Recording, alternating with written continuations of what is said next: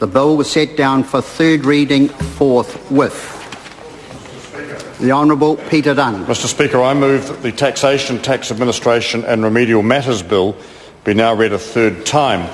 Mr Speaker, the bill before us is about simplifying the tax system so that it works more efficiently and operates in a way that reduces compliance costs for New Zealanders, thereby providing an environment that supports growth.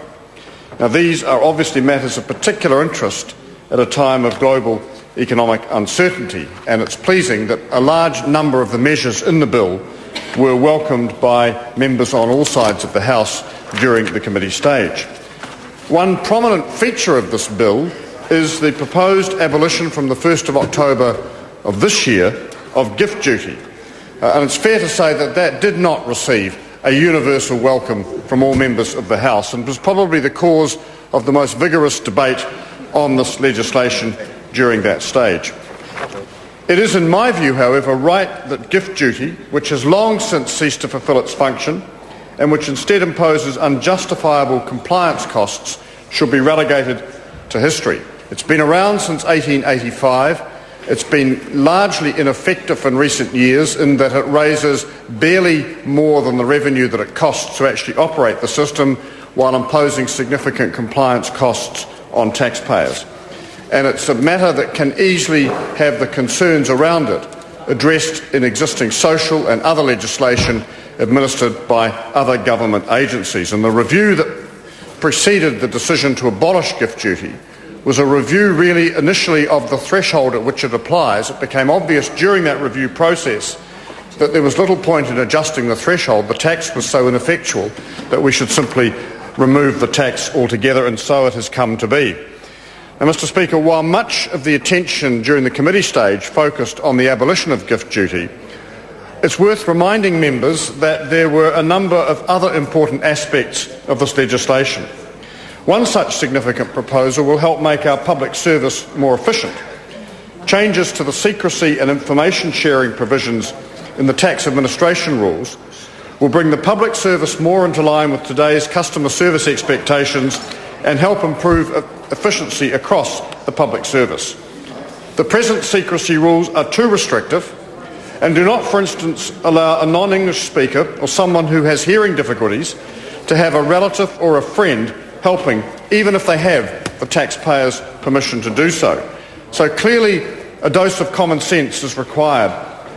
The information sharing amendments in this bill will result in improvements in service provision and accuracy, efficiency by eliminating duplication of effort, and the detection and the prevention of fraud. These changes will result in a more efficient public service, providing services more tailored to the customer's needs.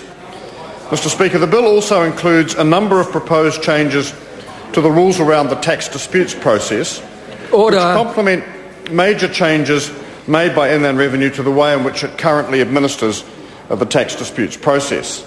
Our tax system relies on voluntary compliance, and it is therefore appropriate that disputes which inevitably arise are resolved quickly and efficiently for both parties. The bill also includes a number of matters relating to the recent Canterbury earthquakes. The most significant of these is the introduction of rollover relief for depreciation recovery income. This will apply to an asset that is replaced and the insurance or compensation would otherwise have given rise to such income. Also, the timing of income from the proceeds of business interruption insurance is being changed, with effect from the 4th of September 2010. The bill also proposes to relieve interest charged on overdue tax for some overseas workers in New Zealand here to assist following the earthquakes. These workers have unexpected tax to pay as a result of their stays in New Zealand being longer than anticipated. The government wants to encourage productive investment in Canterbury, and these measures will help to achieve that.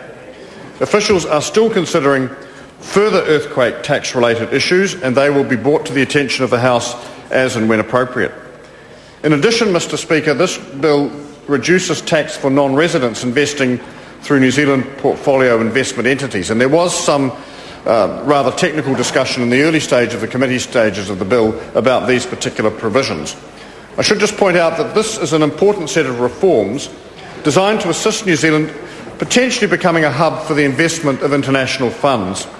By improving efficiency and removing undue compliance costs, this bill helps create an environment supporting growth while also maintaining the integrity of our tax system. It is a significant piece of legislation, and substantial effort has been put into it by officials and drafters to get it to this point. I must also acknowledge the Select Committee for its thorough consideration of the bill and its good work and the recommendations that it has brought forward which have been adopted. Mr Speaker, I am very pleased to commend the Taxation, Tax Administration and Remedial Matters Bill to the House. The question is that the motion be agreed to. I call the Honourable